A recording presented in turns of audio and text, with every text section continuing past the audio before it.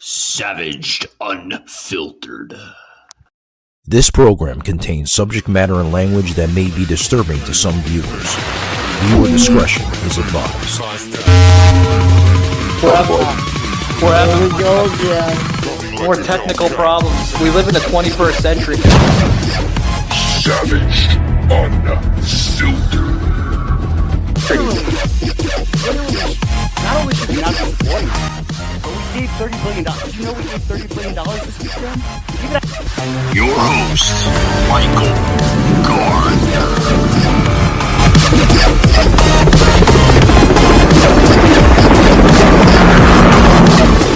Like a Hellcat. Alrighty, guys. Welcome to Savaged Unfiltered. I am your host, Michael Gardner. Guys, we have a guest we're about to bring on here soon, very, very soon here on the show.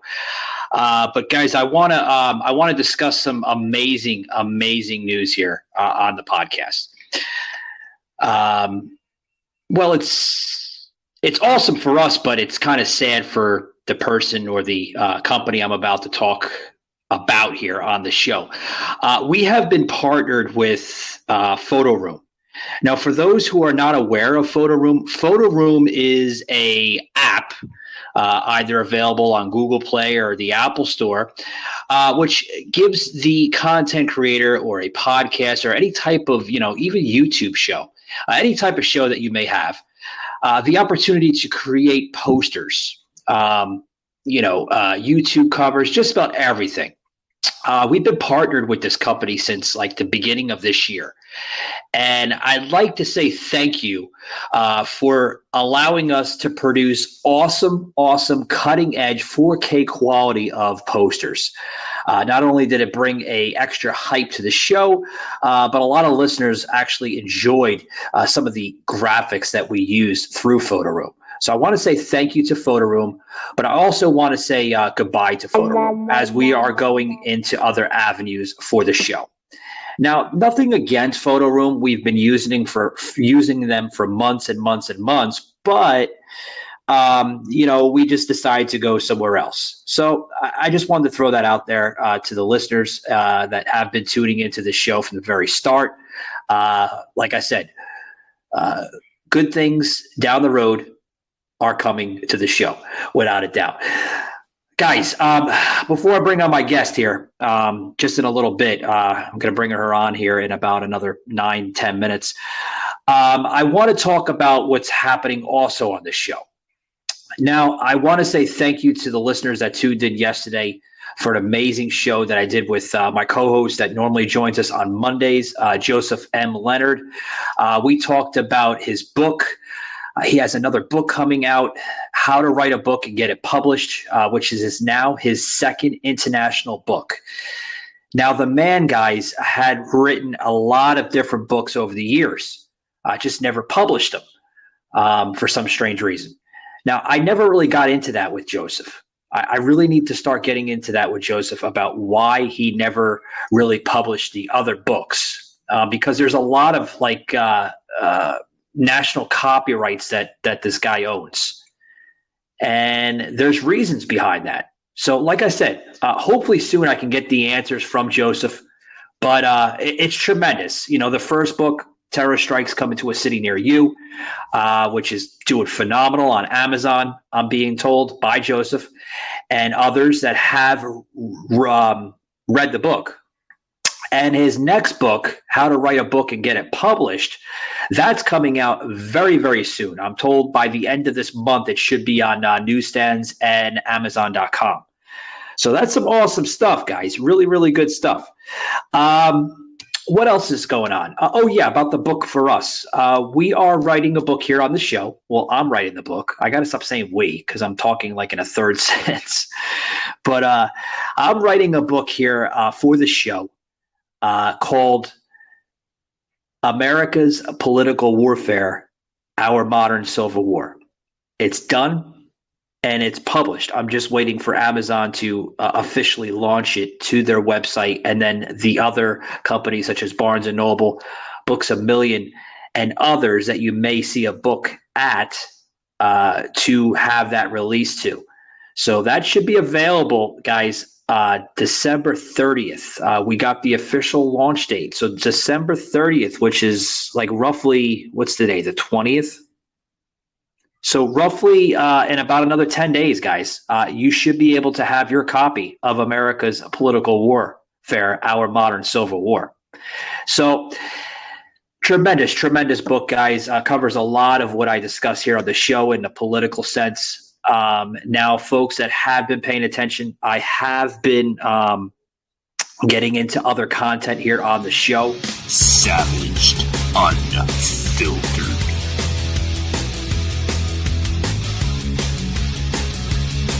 I just want to lay that out. I have been discussing many different types of forms of content and material on the show. I think it's important to kind of mesh it up, give the listeners a little bit of a variety. There we go. Variety, right? Right, Shaky? Variety. Tongue twister.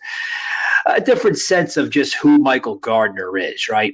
So, that's awesome. I've been getting a lot of listeners and followers on my social media accounts saying, Michael, talk about something else. We love the politics, man, but, you got to fucking talk about something else. So we've been getting into it. And, rightfully so, guys. Rightfully so. So what's there to say? So we are approaching Christmas, right? Christmas in about another 5 days from now. It's right around the freaking corner. God, December's been going by quickly. I hope everybody's ready for Christmas, man. You got your Christmas lights going on. You're burning up the electric bill. Yeah, a lot of us are going to be like, shit. I can imagine what the electric bill is going to be in January when I get it, the 1st of January, the first week, or however your bill falls on. For those who question my Christmas decorations, I don't do Christmas. Well, I do Christmas with family and friends, obviously, celebrate it and, try to make as many family and friend appearances as possible during the holidays. But I don't decorate my condo as much as when I was a little boy. I mean, growing up in, New Jersey, New York City area, I used to love the holiday. I used to love Christmas and Thanksgiving and, especially New Year's and stuff. I used to love those time of the year. But, you get older now, which I'm in my early 40s, guys, and you get older, man, and you just don't – it's just not the same like it once was, right? It's different. So I just don't do Christmas decorations as much as, when I was younger. When I was younger, I used to love putting up the lights with my mother and my dad. And, we used to have a ball, going outside in 20-degree weather and just putting up the lights and everything. And that was fun, man, around the snow. And well, if it did snow around that time of the year, but it used to be fun. It used to be I used to have full of excitement, man, doing it. And, like I said, you get older, man, and it's just like you just don't want to be bothered anymore. I know that sounds depressing and everything, and a lot of people are like, geez, you sound like a Scrooge or, bah humbug type of dude. See it as it is, but I don't know, man. I'm just not into the, I guess the holiday spirit as I once was as a kid. You get, like I said, you get older, man, you get busy with different things, different projects that may come across. And, it is what it is. It is what it is. It's just, it's a lot different, I guess. A lot different. So I hope everybody's going to have a great holiday. I hope everybody has their Christmas shopping done, or somewhat of a orderly fashion.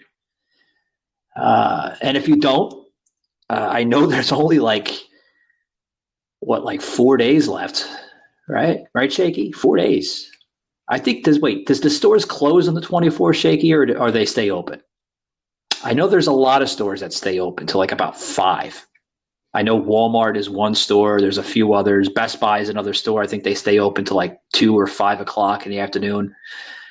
Depending on, what time zone you live in.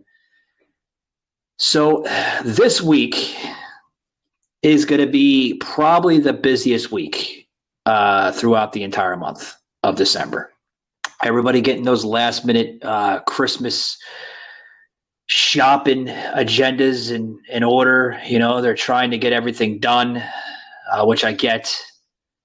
It can be very stressful at times. Savaged, unfiltered.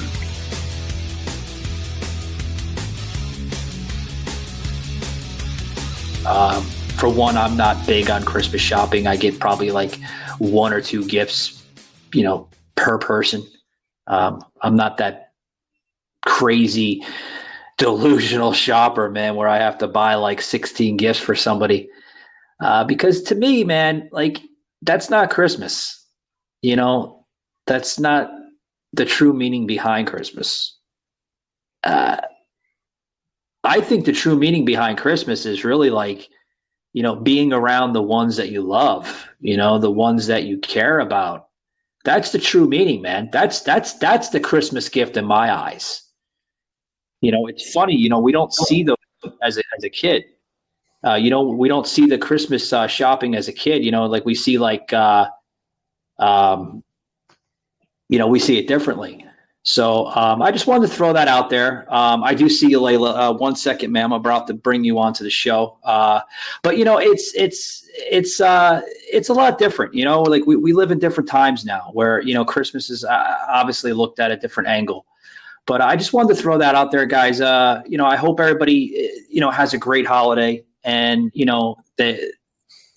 especially in these times. We live in very difficult times. And it can be stressful, guys. But without further ado, guys, I hope you don't mind me rambling on with my Christmas misery, right? A lot of people might see it like that. But, guys, I want to bring on our guest here. She is a fellow podcaster, such as myself, and she is the host of the Curious Girl Diaries podcast. Jay, I appreciate that. How hot is that you guys listen to me while you're fucking? I just love that. This is Layla London. Welcome to Savage Unfiltered, ma'am. How are you doing? Hi, I'm doing great. Thank you so much for having me on. Thank you for being part of the show. Now, Layla, the podcast name, it's very unique in its aspect. I had the opportunity to check out like 3 of your shows in randomly order. And there's a couple shows that kind of stuck to myself, and I wanted to question about it. Not put you out there, but just question. First and foremost, how did you come up with the name, the Curious Girl Diaries podcast? Oh my gosh. Well, first of all, I want to say that I just started my 7th year yesterday. And so I'm a little fuzzy on, when I roll the clock back, how I knew I was kind of calling myself the Curious Girl. And so the podcast actually started, it wasn't meant to be a 7-year show. It was meant to be really just 1 year of me documenting kind of what happened and the changes within me if I decided that for a solid year that I was going to make my sex life a priority, really focus on my sexuality, create a sex bucket list, knock things off, have fun adventures. And then the idea was, I would just document all this through a podcast, but end it at the end of the year. That was really the idea going into it. So I knew I was calling myself the Curious Girl, and these were really just my diaries about my adventures. Yeah. Now, you said that it was not intended to go to the 7th season. Why is that? Like, did you have like a certain time frame when you wanted to, basically, in layman's terms, folks, kill your own show? I mean, did you only have a certain time frame where you just wanted to put enough content in, do a podcast? Okay, I did that, and then kind of move on to another venture in your life, or? Yeah, it was never, like I said, it was only solely really for me to document what was going on with the changes in me, just catching myself in the moment as I'm having these fun adventures. It just kind of like an audio journal format. It caught on. People started listening. I didn't do any sort of promoting of it. This was back 7 years ago, where these syndicators of podcasts, they, aggregate your show based on the genre when somebody searched for something else. And I think that's how people were picking it up. If you search for something similar, they'd suggest my show too. And it grew and grew and grew. And when people knew that it was supposed to end at the end of the year, they kept saying, no, don't shut it down. Don't shut it down. And at that point, again, not knowing where I would be at the end of it was fun and exciting. And I just didn't realize that it would be popular, and that then I would also, what I was doing was actually a good idea and a good thing for me. And that I wanted to keep that momentum going personally. I wanted to continue this focus on my sexuality and my sex life. And so I thought, well, okay, I'll do one more year. So every year for the first, 3 years, it was like, all right, guys, I'll do one more year. And now I just really realize it's a show. Yeah, it is a show. And, you say, the word diaries in your show label, that's basically, how you're explaining it, like it's more of a digital type of diary, of a documentary of, who Layla London is, through your sexuality, of how you decided. I mean, folks, literally, this is a girl next door. And we're going to discuss that here in a moment. Literally a girl next door who recently decided to explore her sexuality through her podcasting, which, Layla, I have to say, that is a huge risk. A lot of women, no matter how old they are in life, they just don't come out on, a syndicated or now, more of a digital talk radio show such as podcasting to come out like that. So that I have to give it prop to you that is a huge risk of doing that. Now, at first, when you decided to, basically explore your sexuality through podcasting, were you timid on doing that at first? Because there's always that thought, no matter if you're a woman or a guy, to pursue that. Yeah. So let me answer that question, and also following up on what you were saying previously, is that because I originated it with the belief that I would just be doing it for a year, I never revealed who I was. So Layla is, not my real name, and nobody knows who I am actually. And so I maintained, the fun part about all this is that I've maintained that anonymity. And it's also interesting to me in our culture of, where especially women, you're supposed to show every part of your body and, every aspect, every angle, you use all these filters and constantly kind of feed them the social media machine with images of yourself and what you're doing. And I'm having a coffee and all that crap. I've never had to do that. The show stands on its own. People do not know what I look like. I do consider myself an attractive female. I tease people with parts, you can kind of see a partial picture of me on social media with my face, or I'll show, me sitting at my desk with my microphone, but you don't, it's cut off, right? So you don't see my full face. It's just kind of been really fun that nobody knows who I really am. And so that's, again, the whole girl next door thing. I could be your neighbor and you wouldn't know. So wow. I haven't had to deal with the backlash or the potential backlash if people knew. I still deal with backlash and haters because, a female that's out there talking about sexuality can rub people the wrong way. But for the most part, it's been very positive. And I really have loved the fact that I still have the benefit of being anonymous and just live a pretty regular, quiet life. Yeah. And I have to say, 7 years, that's awesome. I mean, we're just going into our fourth season myself as a podcast. And a lot of people question me the same way, Layla, with like, how come you don't do video podcasting? Video podcasting is so much more popular than audio. I get it. I really do. But guys, you got to remember something. Doing audio is, and then versus video, it's more of like a personal type of scale. Like I grew up with, syndicated talk radio. before podcasting was podcasting. I'm sure, depending on, how you sound over the air, Layla, you and I are pretty much close in age, if I'm guessing. So we're used to the old version of talking through, a microphone and then having it through the airwaves.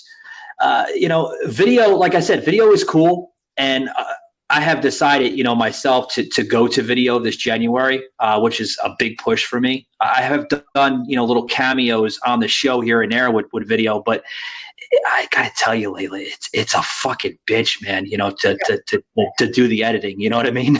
Yeah.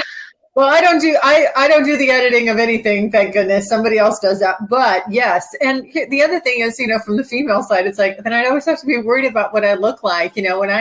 When I record at home, I sit down in my office, I have a recording studio in my office. I sit down and I just let it, if I have a bunch of episodes to crank out or whatever, I can do that in my pajamas with my hair up. It doesn't have to be always like I'm quote unquote going to work and I got to look professional. And, so I've definitely appreciated that I've been able just to do voice as well. But I think it's interesting too, because voice is really powerful and people are drawn to it. And I feel like because there's no picture to entertain them, you're really, really focused in on what the person is saying, especially if they're telling a story. You can, and the way I describe things and as descriptive as I get. And I feel like my listeners really get pulled in and they're almost like they can imagine this hot sexual experience that I'm explaining in their heads. They're there with me. Yeah. And like I said, I want to dig into, just all that here in a moment. But now what I was going to say here. Oh, yeah. I thought I lost my train of thought. I heard sex. I'm like, oh, boy. Anyway. But so got a question here for you. I was looking at some of your episodes. And the episode, what is it? Episode 47. Now that was titled Layla from the Curious Girl Diaries. Now that episode I have listened to, I didn't listen to the whole thing, but I just listened to like bits and pieces of it because that's going to sound strange, Layla. I do listen to full length podcast episodes from time to time, different types of shows, different genres and stuff like that. But I listen to, sometimes the middle, the mid roll, and sometimes the pre roll of the episodes. Now, back in episode, holy shit, that's like way. Forgive the roughness of the audio. That was me freewheeling it in the wild, wild west back then. Like I had no editing team, and remember, I was thinking this is going to come down in a year, so I didn't really pay much attention to how the quality, of the audio. But quality was like, it sucked, guys. I got to tell you that. It was fucking terrible. But, hey, listen, sometimes it's not just about the quality. It's about, the material on that episode. And it struck me like, I'm like, wow, this fucking girl she's throwing it all out there. Oh, my God. I don't even remember. I've got 340 something episodes at this point. So I don't remember what was that one about. Well, it was about like, how you, we'll plug it into the show, obviously, and everything, but it was about, like who you are as an individual, where you're going. And there was a lot of, I gotta say, Layla, I hate this. I don't want to make fun of you, but it was like a lot of like, like the uhs, like the person like learning how to speak through airwaves. I get it. I've been on radio for like 20 years. Before podcasting was fucking podcasting. I'm a tech guy, so I do all my my hosting myself, and then I have a buddy of mine that basically grew up in the industry like me, and we do all the editing. We take turns and stuff, and we help one another. But I think that's what's great. You learn how to do the stuff in podcasting, and you can host at the same time. It's both of the same worlds. But yeah, there was a lot of us and ahs. So, but hey, you got to learn some way. Well, I still have a lot of filler words, and that's just something that my editing team deals with. But I know it's yes, I you can feel my pain, I'm sure, because when it's raw footage. I mean, there's just a lot of filler words. I think when I put my own filler words at one point, there might have been, 10 minutes where if I did an hour episode, I might have pulled out, and this is so embarrassing, like probably 10 minutes worth of filler words. Oh, filler words are a bitch sometimes, but you gotta put them in, I mean, it's. So it's the way it is. Yeah. Yeah. I get a lot of podcast, new podcast hosts I sometimes have on the show, and I tell them these terms, through the industry, and they're like, "What the fuck is that?" Yeah. I'm like, "Oh, yeah. All your ums and uhs and likes and knows and that stuff." But that's kind of how I talk. So. Yeah. So you had a thing with hot bar stories. Like, what was that? Like, I know a woman has a lot of stories, with the bar stuff, like they run into a bar, they see a dude at the bar, there's a lot of stuff going on in their head. Like, I'm sure you had some amazing bar stories. You want to tell them? Those aren't actually my bar stories. So I do Tuesday episodes are just me. Saturdays I have guests on, and those guests have a podcast, the TNA podcast. They're hilarious. And I just was like, they have all these, basically these two friends that tell all these bar stories, and of course it revolves around sex. So I was like, perfect, come on the show. And oddly enough, that episode got me some flack because they're kind of some redneck guys, which I love. I love them. They're just salt of the earth. Like, they play in a band, they do gigs in bars, and they meet chicks and they hook up, and and they're just telling these hilarious stories. And for some reason, some people just thought that was, I don't know, they didn't like some of the stories they told. And so I got some flack over that. But I'm like, nope, you know what? It's their story. When you come on my show, you get to tell my story. And it is what it is. So. Well, you mentioned redneck guys. Like, what gets you hot with the redneck guys? It's just, of course, it's an umbrella term. I don't want it to be, it's not meant to be derogatory anyway. That just, to me, it's like, these are like real men, they do real skilled labor jobs. And for me, as I've gone through this journey sexually, what I know now is how much I just appreciate and love a real man. And I'm not one of those women that's believes in that term toxic masculinity. I think that's a bunch of fucking bullshit. I think you got to stop crippling men and let them be men. That's what they are, and we don't want women. We need to stop putting men in that position to have to be something other than they are, or try to be this metrosexual, or, they have penises, like there's testosterone plays a big role in manhood, and it makes you have certain characteristics. And I think that's great. And so just, these are guys that, would hold the door for you. But they're also guys that are doing, physical labor, truck drivers, this kind of stuff. Just like I that do this great work, and I just appreciate them. Yeah. I mean, that's, hey, every man in this world has to be loved, Layla. I mean, no matter how you see it. I think there's been this huge push. It's just my opinion. I see this big push, of where men are sort of catching a lot of heat for things that I don't think they should be catching heat for, and I think, again, as women, you can emasculate a man and pigeonhole him and make him miserable at home and all that. But, that's not really what you want. Ultimately, you want a man to be the leader, to be protective, and, kind of be your knight in shining armor. And we're getting away from that, I think. Yeah. So, I mean, you mentioned, the type of man and everything, that attracts you and everything. My question is like, what type of man, what type of man gets Layla hot? I mean, are you more of a woman in charge, or do you want the man to basically run the show? Okay. Yes. No. I want I want a man to be a man. Like, I love the traditional gender roles. I mean, I want to be in my feminine. I love a tall, strapping man. I'm tall. I'm 5'10". I love guys that are taller than me, that are kind of physically imposing. That just makes my girl brain just go crazy. You know, when broad shoulders, where you can feel safe and tiny and protected, and he can kind of throw you around like a rag doll in the bedroom. And yeah, that's it for me right there. I mean, I want him to be the guy. I don't want to be in charge. I don't need to be telling him what to do. He's a grown up.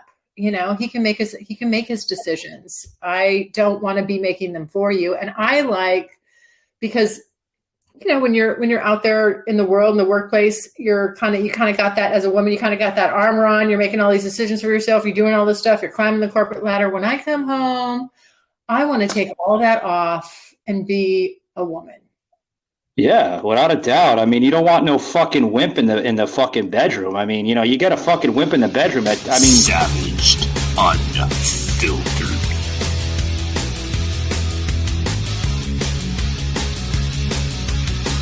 That doesn't know what the fuck he's doing. Can't fucking stimulate you. I mean, like the sex is going to be fucking terrible, Layla. It really is, man. So, I mean, well, hold on. Some people are into that.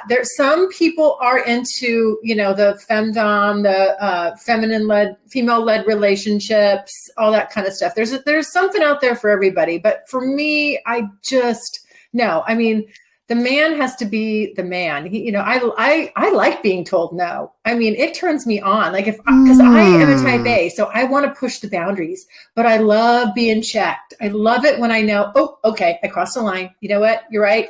I respect you. I'm not going to do it, but I'll tell you what, I will get right on that line sometimes. Cause for me, it's a bit of a turn on, you know, it's kind of playful and erotic in some ways to kind of test the boundaries a little bit. And then, you know, that he's like, nope, it's not happening like that. Let me tell you how it's going to be. Now, is that just in like just regular conversation, or like is that during sex and stuff? Like for instance, like say you and I were dating, which I mean, obviously we're not, folks. I'm just using it for example. You know, I get a lot of like fucking sensitive people, even like grown ass adults. They're like, oh my god, they're dating. No, we're not dating, folks. I'm using it for a fucking example. Like say we're dating, right, Layla, and you know it comes to the time where you know we're getting intimate. Now, if I tell you, no, I don't like that fucking position, we're going to do it this way. Does it also include the sex too, or is it just regular conversation? Well, regular conversation is great. Again, none of this is disrespectful, right? So it's not done like disrespectfully. Hey, you fucking bitch, get over here and service me, that kind of thing. Unless you're doing a role play and you're into that. But in the bedroom, take me on a journey, you know, like I love when a guy has a big, good, long playbook. Like you're moving around different positions. It doesn't get boring. It's not this, okay, first I give you a little oral, you give me a little oral, then I get on top, I get off. Okay, then it's your turn. Okay, good, done. Let's go. Let's go brush our teeth and go whatever, start our day. I like spontaneity. I like long sessions. Hours worth, you know. I don't. Well, you're fucking PG in it, like from like when we're like fucking maybe 18 or 20 years old. Like, okay, I, you know, you could suck my dick, I could fucking, you know, eat you out, and then boom, boom, boom, boom, and then it's done. You know, 20 fucking minutes later, you're fucking having a cigarette, and then you're fucking watching like fucking Jeopardy or something. You know. Some people still do that. That's all they do. It's boring. To me, it's boring. Like it's too monotonous. I can't.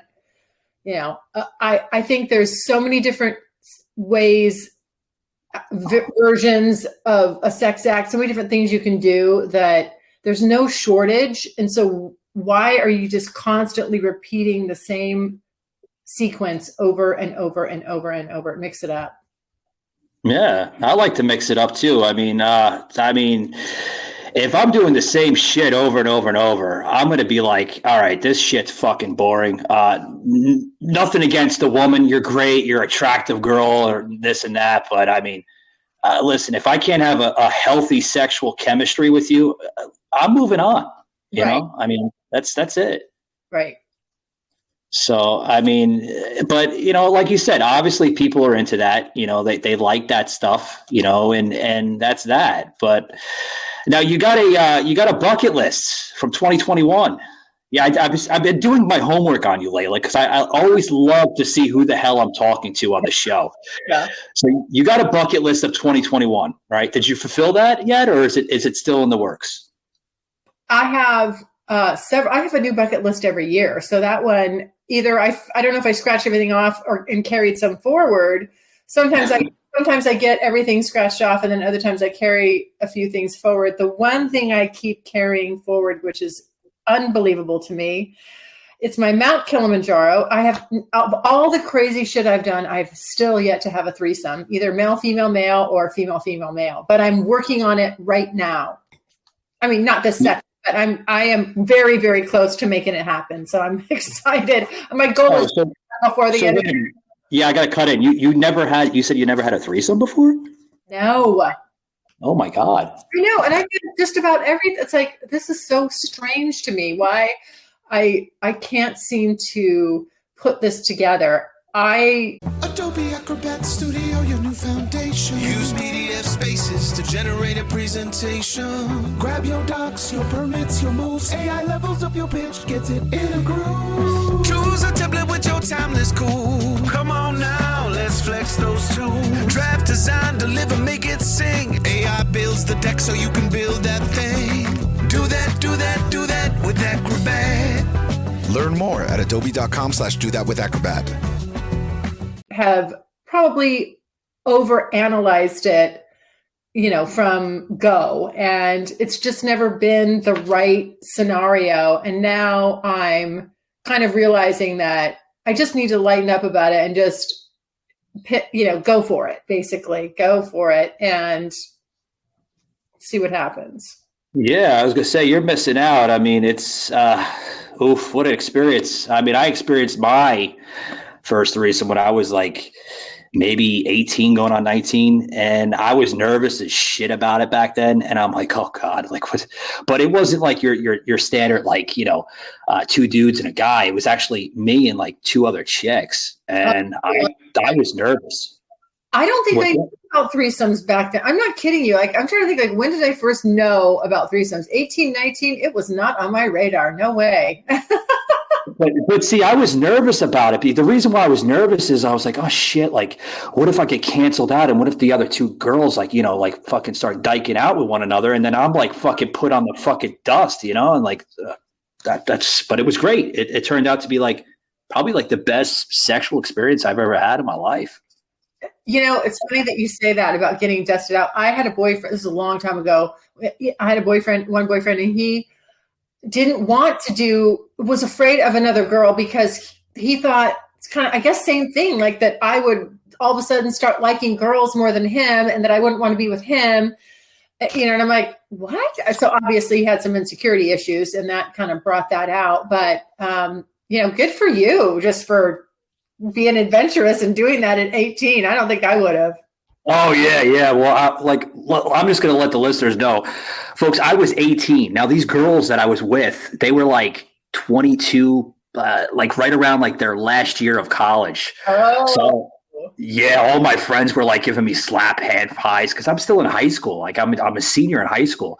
And they're like, dude, you just got with fucking two fucking hot college chicks from Boston Tech. You are the man. Oh, my God, yeah. And I'm like – I'm looking at him. I'm like, why do you want, like, what do you want with an 18-year-old like kid? I'm like a kid still. I'm an adult though, but I'm still a kid. And the two girls were like, well, you're hung like a jack horse. I'm like, oh, well, that's the only reason. Are you hung like a jack horse? Oh yeah. I mean, I ain't gonna fucking lie. I mean, I'm probably pushing like maybe like a 10 and a half, but. Wait. Really? It's that long? Oh yeah, This is if it's long and skinny, that's we want some girth. It's really the girth. How girthy is it? Well, it's long, but it's also girthy. I would say, oh God, how can I express it? I mean, you've held it up to a remote. Are we talking like a standard remote, or are we talking like a soda can? Oh no, I'm talking about, a remote is longer than a soda can. I'm talking about the width of like a remote, like a TiVo remote or something like that. Oh, the width would probably be like a little bit wider than like a TiVo remote. Like TiVo remote is probably like about 2.5 inches. It's probably like pushing like maybe like 3 and a little like 3.5, I guess maybe. I mean, that's pretty wide. That's pretty wide. I'm blushing. No, Layla, I don't want to brag over the show, but I'm not a male whore or anything like that. I'm not like, male gigolo or some shit you'd see in the movie, but I guess that's why I'm single today, because like your typical women today, and I noticed this in the last women I've been with, on dates and, just steady dates and this and that. A standard woman today, and maybe it's just my personal experience, a standard woman today cannot handle like the average sex with a caliber of a dude like me. And it sucks really, because like I'm not your typical like 1960s guy where it's like we're gonna have some really, really enjoyable sex, fellas, or whatever, But I like, a medium to like kind of like rough type of sex scenario. Like I like the fucking hair pulling. I like the fucking banging against the fucking headboard. Yeah. Mm-hmm. Yeah, you like to bottom out. Yeah. And my last two women I've been with, my ex and then, my ex-wife, the first woman I was with, my first serious relationship, they bitched out after like 20 minutes. And I'm like, I can't have that shit, Oh, really? Oh, wow. Yeah. They were like, oh God, I got to stop. I'm like, what you got to stop for? Keep on going. I'm just getting started. 20 minutes? It was, then they'd be tapping out? Yeah, they're like, they can't handle it anymore. I'm like, why can't you handle it? And my ex-wife was like, I'm not going to tell her, say her name over the air for privacy issues, but she would be like, she would burn out, and I call it bitching out, but it's burning out, same thing. But she would burn out like because of the girth and the length, and she was like, well, it was hurting me and this and that. And I'm like, well, I'm not gonna fuck you like a little bit past my head. That sucks. That's what kind of fucking pleasure am I getting then? Yeah. I have a question for you. Girl on top, yes or no? What's that? Girl on top, yes or no? I prefer that. I love that. Okay. I just today, as a matter of fact, I released an episode today titled Girl on Top. And that was because I always loved being on top. I like all the positions, but I always, enjoyed being on top. Obviously, you have more control. A guy can grab your hips and, you can get all this great friction, and you can be really vigorous with it or kind of slower. You can control the tempo, all this stuff. So I just thought, and I always thought guys love to see a girl on top.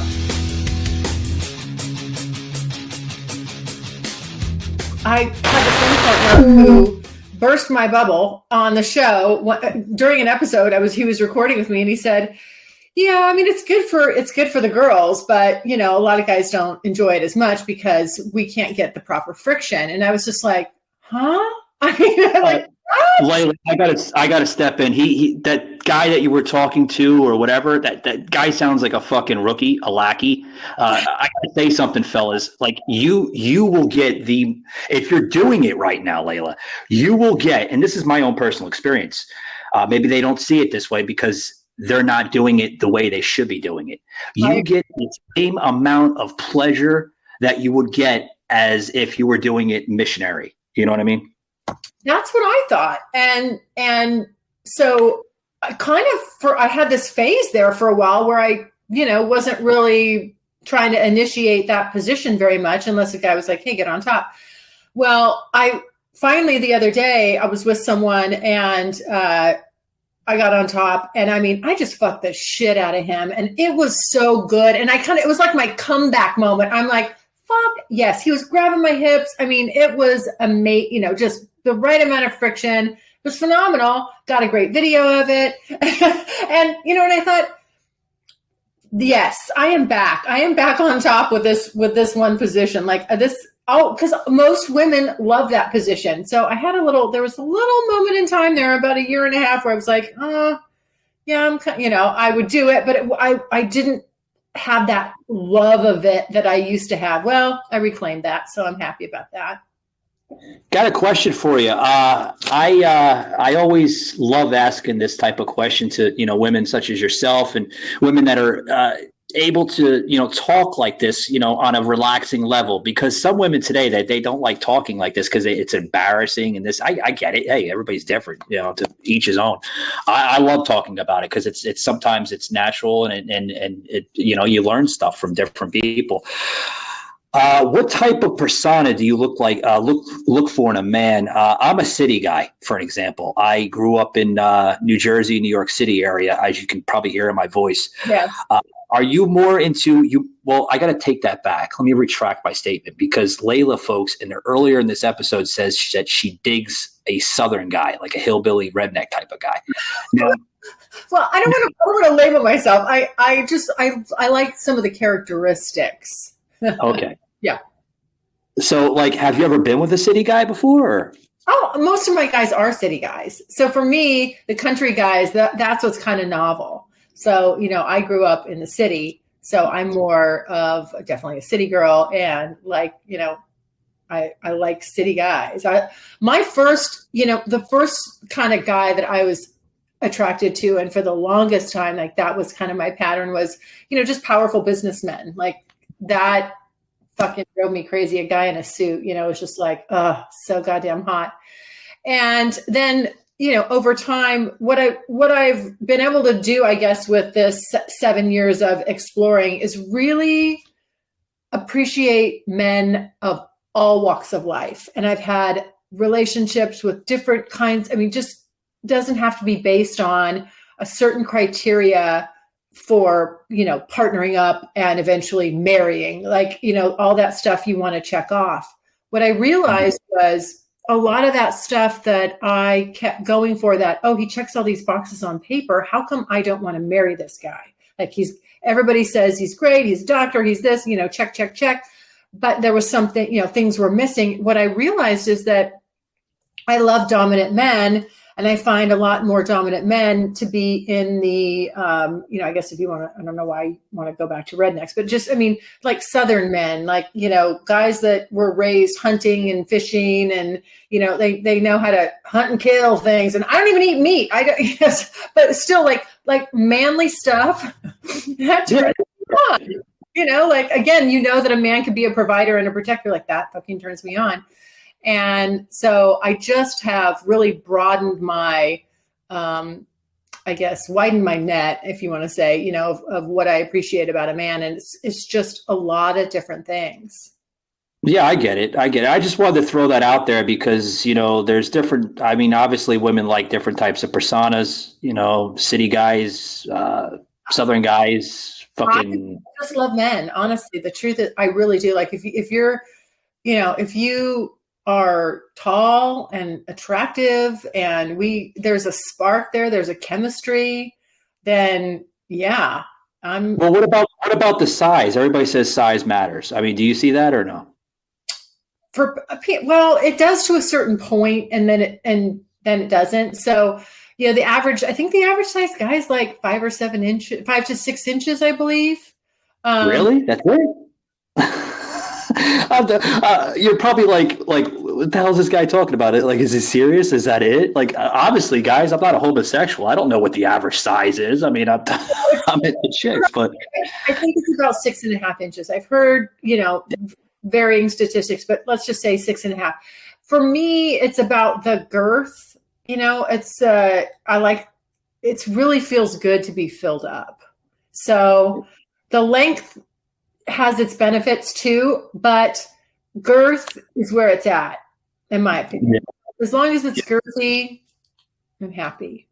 Yeah. Well, some of us, Layla, we have best of the both worlds. We're both girthy and lengthy. So, like, are you okay with lengthy and girthy? Absolutely. I have a dildo that's the size of you. Oh my God, really? You use it in the shower. I love it. Oh yeah. So you're a toy type of girl. I like that. Oh, so like, heck yeah. So what's your favorite? What's your favorite? I mean, there's so many different. I mean, you have the rabbit type, you have the what else is there? Oh God, there's so many different types and styles. Like what's your type of style? Just, I guess, trying to use a lot of different toys at once. It just depends on my mood, but I don't think women explore their bodies enough, and toys are a great way to do that. So I'm a big advocate of that. And also, toys during a session when you're playing with a partner. But I just like a lot of stuff going on at once. I like my, clit stimulated, my G-spot. I can orgasm either way. But when you're stimulating both at the same time, with the right toy, or because you have a penis in you and then you got a toy on your clit, there's just so much. God, I mean, I think pussies are magic. I feel bad for guys. I got to tell you, we just have so many sensations all over, in the outside, by pressure on the pubic bone, the clit, which actually is not just the end bulb that you see coming out. It it's got arms and legs, and it's very vast. It goes in different directions, and just putting pressure in different places. So the toys will help you do that and help you explore that and figure out what you like. And then, when you get to the bedroom with a partner, then you're just like a fucking superstar, you can rock. Yeah, you're a fucking experience. You know what the fuck you're doing. I mean, you hate to pick a woman that doesn't know what the hell she's doing. She can't, obviously get you off and this and that. I get it. I mean, trust me, Layla, I've been with women that are fucking like rookies and lackeys in the bedroom, where they're like, I'm like, especially my ex-wife, and my ex I just was with maybe about a year ago. But it's questionable, Why are you picking these? Why do you pick women that don't know their bodies and expect you to teach them about their bodies? That's crazy. What'd you say? I said, why are you picking women that don't know their bodies and that are putting the pressure on you and the onus on you, really the unrealistic goal for you to teach them about their bodies? They need to show knowing about their bodies. Yeah, I question that sometimes, because I don't do it intentionally, folks. I really don't. I mean, it's just maybe the women, even the most attractive women in this world, you have different styles of women. Some women are attractive and they know what they're doing in the bedroom, and some women are like just butt ass ugly. But it's not always about traction. It's about who can stimulate me the most. Yeah. I don't know, Layla. I don't know. There's a lot of women that I've been with over the course of years that are just like, they're intimidated by me because of like what I have downstairs. I don't have the smallest dick in the world. I mean, I think I'm blessed in many ways, but it's that intimidation, I think, Okay. So, but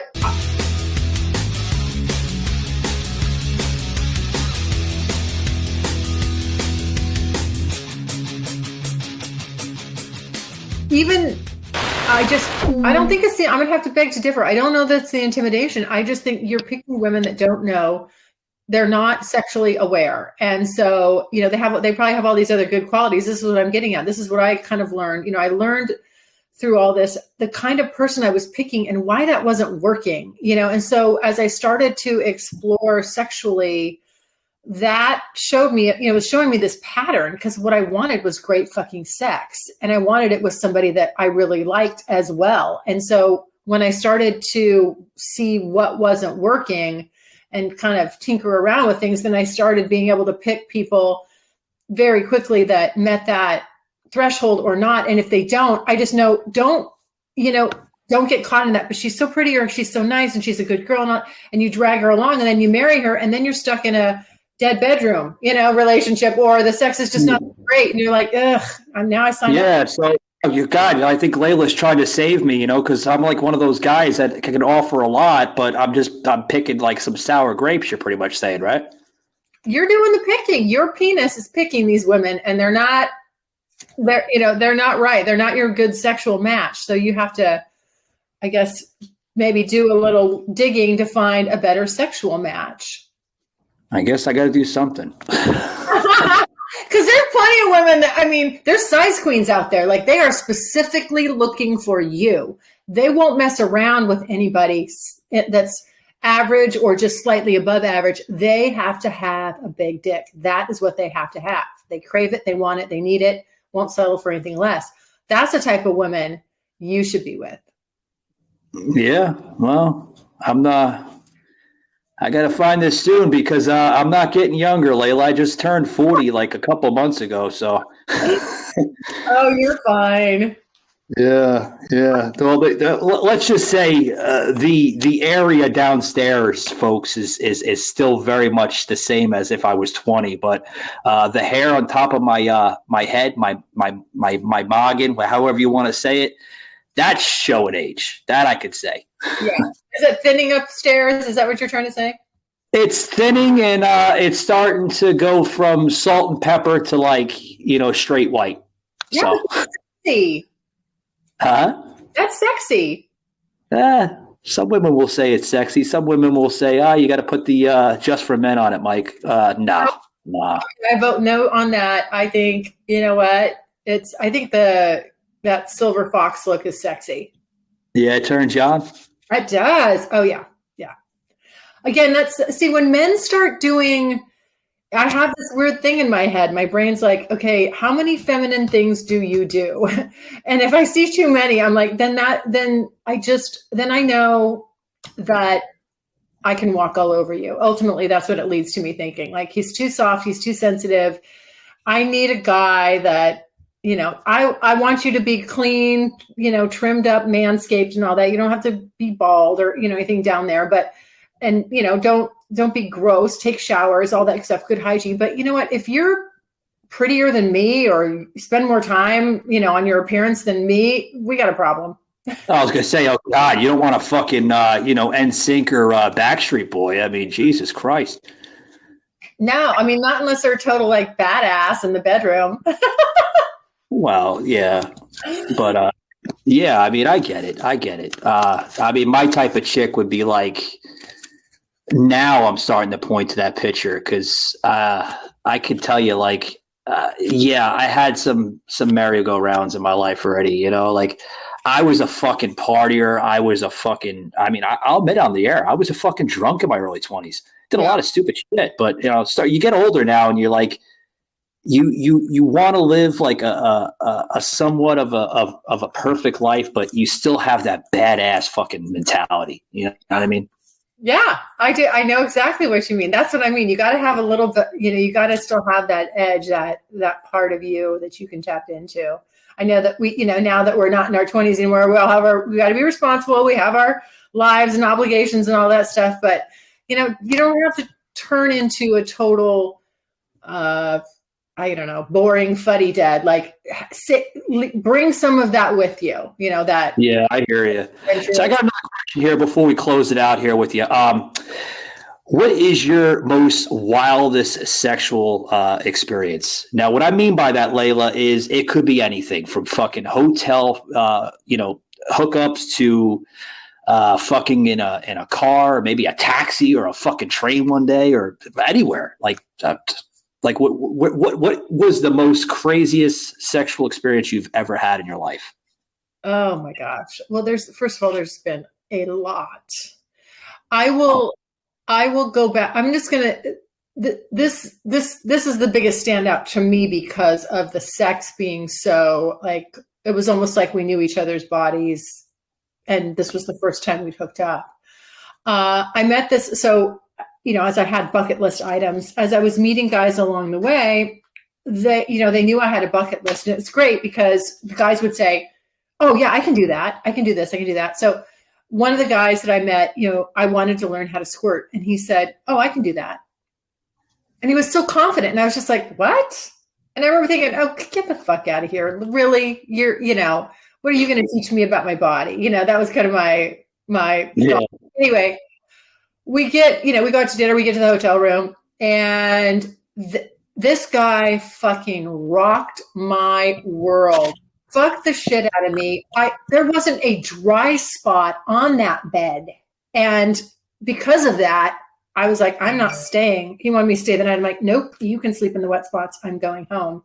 Plus I had to process, like, what the fuck just happened? This guy did everything right. I mean, multiple orgasms, and that doesn't usually happen the first time I sleep with somebody, maybe a few, but it was just like, we were so in sync, and he could make my body do things on command. I couldn't believe it. And I kept him around for a long, long time. Damn.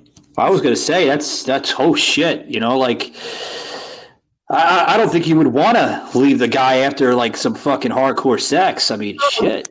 This is where I realized what the term dickmatized means, like how you can get so sexually charged and desirous of another human being. It was like, anytime he and I are together, it's just like this constant like friction and energy, and you just want to be ripping each other's clothes off and fucking like animals. And I love that. Oh, you said every time you see him. So, this is like a random like hookup every now and then, right? He's not a random. At the time, I wasn't sure which way it would go. I like friends with benefits. I'm not a big fan of randos because, it takes a while to get to know someone's body, and that I prefer to have people and I know, and then, about they're honest with you about what they're doing sexually. Yeah, I get it. We were together for 3.5 years. We're still sort of off and on. Oh, okay. Yeah, you like. It sounds like, Layla, you're a woman that likes to be adventurous, explore her horizons, so to speak. That's awesome. I think that's great. Yeah. But it's been a wild roller coaster with you, Layla. I enjoyed the conversation. Got the in-depth of Layla London folks here, and guys, you can check her out on her podcast, The Curious Girl Diaries, which she's available all over the place. Notice that you're on iHeart, Spotify, just about everywhere you hear a podcast, and some small platforms too. I've noticed that you've been on. For my listeners that want to learn a little bit more about you, is there any other plugins that you want to plug in? Sure. The easiest way to get a hold of me is to go to my website, curiousgirldiaries.com. If you go to the homepage there, you can scroll down at the bottom, and you can link to all my social medias. I'm not going to call out all the handles because none of them match. So it's just easier to do that. And also, if you want to leave a comment about this episode that you heard, you can click on the pink tab on the right-hand side and leave me a voicemail. You got 5 minutes. I get back to everybody personally. It's a real fun way. We can just kind of exchange comments. You can tell me what you thought, and I'll be sure to get back to you. Yeah, sounds great, Layla. And folks, you can do the same thing. We have that option as well here. I leave in the show notes a poll, and I also leave a question. And in those show notes, you can leave the question, and then you can also answer to the poll as well. And also, too, I accept voice messages through the episode as well. So, Layla, I want to thank you for being part of Savage and Unfiltered today. Really enjoyed the conversation, and you have a good rest of your day. I will. Thank you so much for having me on. Happy holidays. Happy holidays to you. And guys, remember, keep it savaged. I'm out of here. Later.